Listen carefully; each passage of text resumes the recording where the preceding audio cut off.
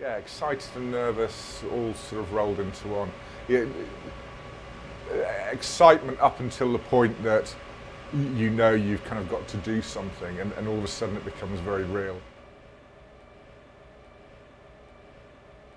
I was just surprised about how unseaworthy the vessel was itself, how the people were crammed into one very small space. You could see that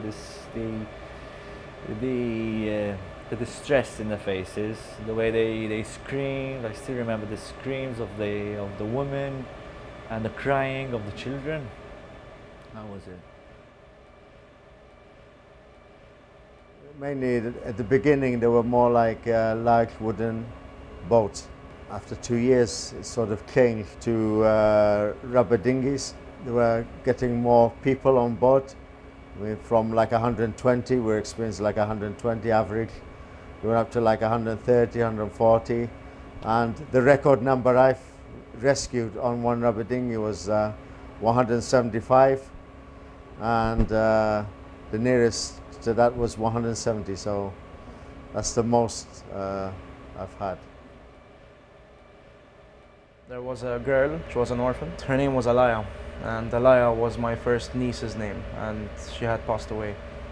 And she was about the same age that she would have been, and that was really sweet. We really clicked. We had fun together, we drew together, and we spent a lot of time together. There was a very particular moment. I was actually on the rib as well on that one.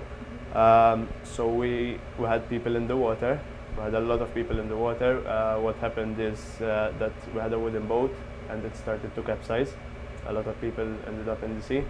There was a guy and he had no life jacket on board. We hadn't distributed out the life jackets yet. And so we're going everywhere with the rib, picking up people. And we see this guy around, let's say, maybe not a meter, but almost a meter underwater.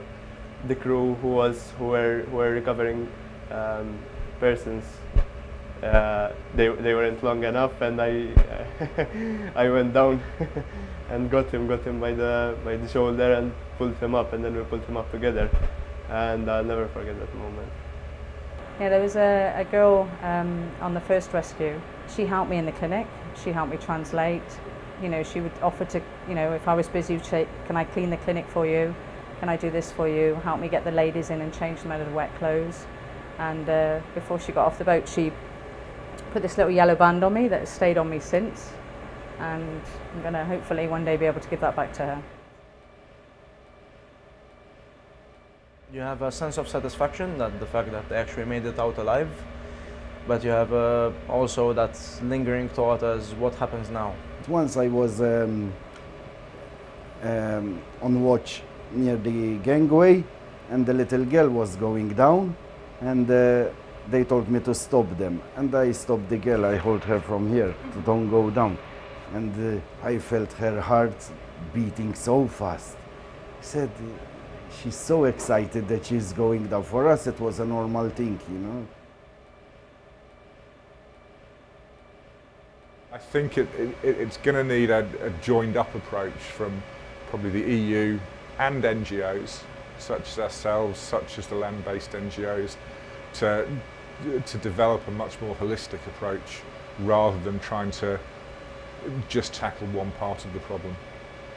Other than them not having to be in that position where they have to flee their home, their family, it needs to be better controlled by the people that are in better positions.